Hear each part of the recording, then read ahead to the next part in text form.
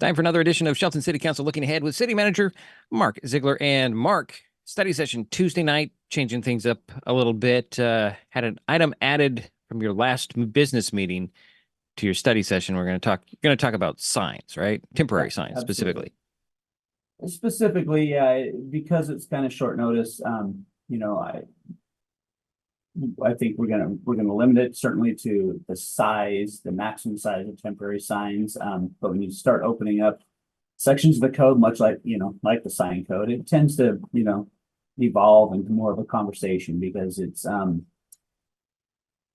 don't want to say it's a sticky issue, but it can be. There's some subjectivity, and there's different opinions on what might be appropriate for signage in our community.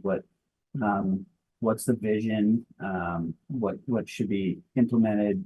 Maybe in certain zoning districts, whether it's downtown or maybe residential districts. Is a sign a sign, whether it's in somebody's front yard or if it's at an industrial site. So there's a lot of things to consider.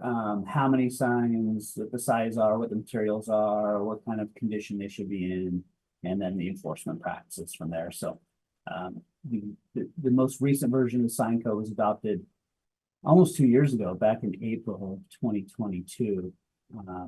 And it actually changed the temporary sign designations and kind of simplified it actually, but it did change the maximum size of a temporary sign to 16 square feet of a sign face.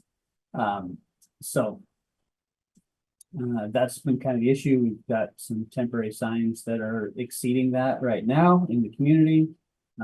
They've been, I don't know, traditionally used, I guess, even though they may have been in violation of sign code previously. So it's just an opportunity to clarify for our community exactly what the code is, how we're going to enforce it. And have a new council, particularly 3 new members on the council, weigh in on what their expectations are and what their vision are to implement the sign code. Now, changing the sign code is not as easy as just changing the wording. You have to take an extra step. Yeah, so any changes to the city's code, this is codified within the Shelton Municipal Code, you have to have a public hearing. And so we notice the public hearing by law. We're required to notice that in the paper of record here locally. So it has to be in 10 days before the public hearing.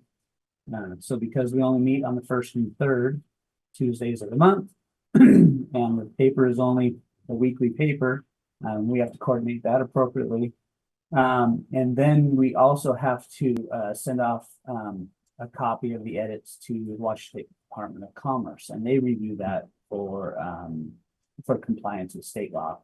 So any development regulations, which signs are considered development regulations, they review, and they have 60 days to review that, and they usually use every day of those 60 days. So our anticipation would be if there's any changes proposed by council that we're probably a good 90 days from getting something in place. Okay. So the other item on your agenda, so we move on, is your work plan for 2024 and beyond. I'm going to say beyond because it says 2024, but this applies to everything, right? Yeah. So each department within the city has put together their 2024 work plan. A lot of these measures, if you will, are efficiencies and programs that would be in place beyond 2024 as well. So if it's new technology that helps us in our permitting process or in finance department in payroll, or if it's a wellness program established within the police department specifically, those are programs that will be ongoing and will carry forth beyond. But also maybe one-time projects like capital projects like the library deck repair, Ingleside booster station, reservoir improvements as well. So it incorporates kind of the gamut of operations throughout the city. We have captured those kind of in one document to provide to council and the public to give them an update on what's going on here, some performance measures, some budget implications. You know, they're not, it's not, it's, you know, it's basically a table, if you will. So it's not deep, detailed information. It's more topical, titles and objectives. And then as these projects or programs get pushed out, then, you know, then there's more detail, more information pushed out to the council and the public.